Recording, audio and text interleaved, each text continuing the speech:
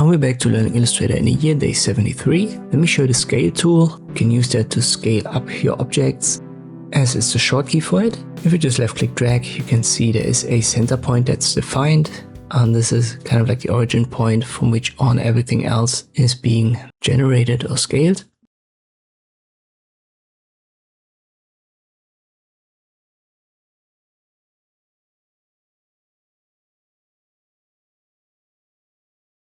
Let me drag that right here to the bottom right. And now you can see this is the fixed point. So everything else width and height gets generated from this origin point on.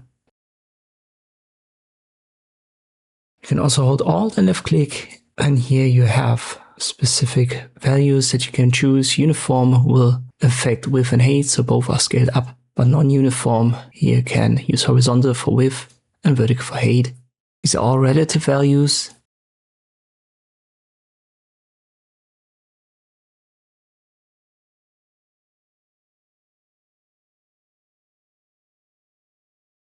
And we have two options here for scale corners and scale stroke and effects. Let me show you that. I'll make this a rounded corner, use the scale tool again.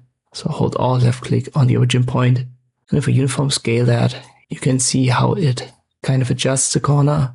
And if I check the box for scale corners, the RX and RY points that I've shown you in earlier tutorials, they stay the same.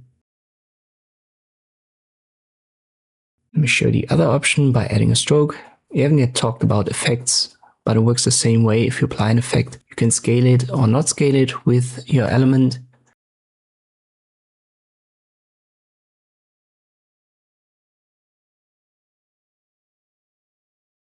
Here we have unchecked scale strokes and effects, and therefore at some point a stroke becomes way bigger than your element.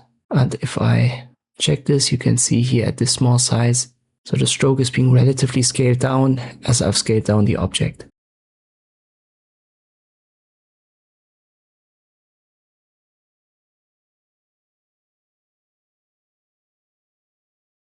For a single object, you certainly want to use right here the transform options. There's width and height to set specific sizes. But when you have a more complex element, you've got like a digital art drawing, you can see that if you select all and then use the scale tool, you can relatively size everything up and you can be sure that the proportions will still stay the same. And this you can use the scale tool in Illustrator. I hope this video was helpful. Thank you for watching and I'll see you next time.